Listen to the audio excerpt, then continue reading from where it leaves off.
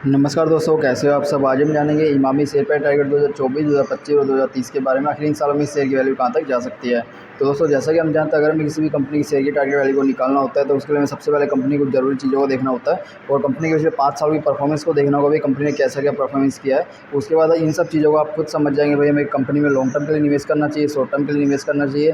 क्या कंपनी अच्छा प्रॉफिट बना पा रही है, क्या कंपनी पर कोई बड़ा कर्ज तो नहीं रहा हुआ, क्या कंपनी अच्छा परफॉर्मेंस दे पा रही है, क्या कंपनी के शेयर की वैल्यू आने वाले समय में बढ़ सकता है, घट सकती है। ठीक है, इन सारी चीज़ों की जानकारी आपको इस वीडियो के बाद हो जाएगी। तो चलिए वीडियो को शुरू करते हैं। तो देखिए, सबसे पहले तो कंपनी की प्रोफाइल आपको यहाँ पे देखने मिल जाएगी। कंपनी की जर्नल चीज़ें होती है वो सब यहाँ पे आपको देखने मिल जाएगी। कंपनी की जो मार्केट कैप वैल्यू है वो 21,189 करोड़ की रही हुई है। कंपनी जो है FMCG पर्सनल प्रोडक्ट्स के सेक्टर में काम करती है। ठीक है, ये कंपनी की आप यहाँ पे वेबसाइट देख सकते हो। तो दोस्तों, इस रिपोर्ट को आगे देखने से पहले हम कंपनी के बारे में पहले कुछ ज़रूरी चीज़ों को देख लेते हैं, भाई कंपनी कैसे क्या रेवेन्यू बना रही है और प्रॉफिट वगैरह किस तरह से बना रही है। क्योंकि अगर कंपनी में निवेश करने का सोच रहे हैं, ऑलरेडी निवेश किया हुआ, तो हमें ये तो पता होना ही चाहिए कि भाई कंपनी कौन कौन से सेक्टर में और कौन से पैमाने पर काम कर रही है। तो देखिए, एक शॉर्ट जानकारी ले लेते हैं। इसी कंपनी के द्वारा मुख्य रूप से जो है personal and health care products में काम किया जाता है। शुरुआत के बाद से कंपनी ने भारत में काफ़ी सारे ब्रांड्स बनाए जो वर्षों से काफ़ी लोकप्रिय रहे हुए हैं, जिसमें जैसे नवरत्न हो गया, बोरोप्लस हो गया, झंडू बाम हो गया, केस किंग है, फेयर एंड हैंडसम है। ठीक है, ये सारी जो प्रोडक्ट है इंडिया में काफ़ी फेमस रही हुई है और ये सारी प्रोडक्ट्स कंपनी के द्वारा बनाई गई है। भारत में कंपनी के 7 मैन्युफैक्चरिंग यूनिट रहे हुए हैं और 26 डेपोट्स रहे हुए हैं। कंपनी 70 से ज़्यादा देशों में उपलब्ध रही हुई है। कंपनी के कुछ अचीवमेंट नीचे दिए हुए जो सचमुच एक आश्चर्यजनक कहे गए हैं। ठीक है, तो दोस्तों देखिए, इसमें सबसे पहले तो भाई कंपनी 100% कर्ज मुक्त कंपनी है, 100% डेप्ट फ्री कंपनी है और कंपनी के 4,000 प्लस डिस्ट्रीब्यूटर्स रहे हुए हैं। 4.9 million retail and outlets reach रही हुई है कंपनी के प्रोडक्ट्स की।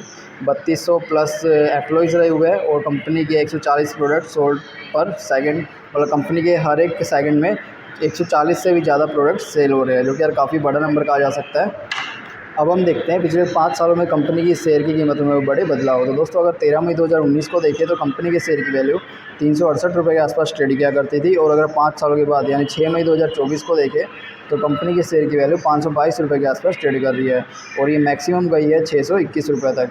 तो देखिए, कंपनी के शेयर की वैल्यू 368 से 621 तक गई है पिछले 5 सालों में, मतलब लगभग कंपनी ने पिछले 5 सालों में 2 गुना का रिटर्न दिया है, जो कि एक अच्छा संकेत है। तो यहाँ पे हमने एक व्हाइट बोर्ड को रखा है जहाँ पे हम +1 और -1 को ऐड करेंगे। तो जैसा कि हमने देखा, भाई कंपनी ने अच्छा रिटर्न दिया है तो इसको हमने एक +1 दे दिया है। उसके बाद हम देखेंगे पिछले 5 सालों में कंपनी की फाइनेंशियल रिपोर्ट। तो दोस्तों, अगर 2019 में देखें तो कंपनी के द्वारा 2,729 करोड़ का रेवेन्यू बनाया जाता था और नेट इनकम 303 करोड़ की बनती थी और 5 सालों के बाद यानी 2023 में कंपनी का रेवेन्यू 2,700 से बढ़ के 3,400 हो गया है और कंपनी की नेट इनकम 303 से बढ़ के 639 हो गई है। ठीक है, तो इससे कहा जा सकता है कि कंपनी जो है फाइनेंशियल रूप से लगातार स्ट्रॉन्ग चलती हुई देखी जा सकती है, जो कि एक अच्छा संकेत है। तो इसको भी हमने एक +1 दे दिया है। उसके बाद दिया हुआ है पिछले कुछ साल में कंपनी की संपत्ति में होने वाले फेरफार, ये कंपनी की संपत्ति में क्या फेरफार हुए हैं। तो देखिए, 2019 में देखें तो कंपनी के पास 2,818 करोड़ की संपत्ति हुआ करती थी 2019 के टाइम में और अगर 2023 में देखें तो 2023 में कंपनी के पास 3,000 करोड़ की संपत्ति रही हुई है, 3,096 करोड़ की। मतलब कंपनी की संपत्ति में भी लगातार काफ़ी अच्छी बढ़ोतरी देखने मिल रही है, जो कि ये भी एक अच्छा संकेत है निवेशकों के लिए। तो इसको भी हमने एक +1 दे दिया है। उसके बाद हम देखेंगे पिछले कुछ सालों में कंपनी के द्वारा दिया गया डिविडेंड, क्या कंपनी अपने निवेशकों को डिविडेंड का लाभ भी दे रही है, नहीं। तो देखिए, कंपनी ने 2024 में डिविडेंड दिया, 23 में 2 बार डिविडेंड दिया, 22 में भी 2 बार डिविडेंड दिया और दिए गए शेयर की वैल्यू आप देख सकते हो 4 रुपीज़ है। ठीक है, मतलब कंपनी लगातार अपने निवेशकों को डिविडेंड दे रही है, जो कि एक अच्छा संकेत है। और अगर कोई भी कंपनी लगातार डिविडेंड देती है तो ये कंपनी के ज़्यादा प्रॉफिटेबल होने की ओर भी संकेत करते हैं। तो इसको भी हमने एक +1 दे दिया है। अब हम देखते हैं कंपनी का शेयर होल्डिंग पैटर्न, जो कि काफ़ी इंपॉर्टेंट होता है देखना। तो सबसे पहले आता है टोटल प्रमोटर होल्डिंग, यानी कंपनी के द्वारा की गई होल्डिंग।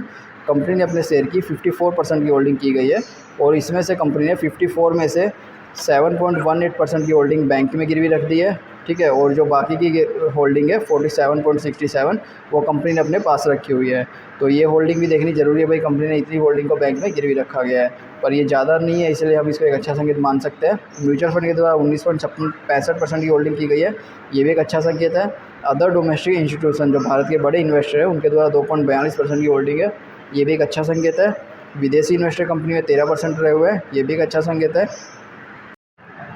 और रिटेल इन्वेस्टर देखें तो कंपनी में 9.63% रहे हुए हैं, तो ये भी एक अच्छा संकेत है। तो दोस्तों अगर ओवरऑल सेल होल्डिंग पैटर्न को देखें तो वो काफ़ी अच्छा देखा जा सकता है। और अगर हम इन दोनों को कंपेयर करें तो हमें इसमें 4 प्लस पॉइंट देखने मिले, एक भी माइनस पॉइंट देखने नहीं मिला, जो कि निवेशकों के लिए एक अच्छा संकेत है। और इसके अलावा हमें जैसे अपडेट मिलती रहेगी हम आपके साथ भी अपडेट करते रहेंगे। इस चैनल को सब्सक्राइब कर ले, वीडियो को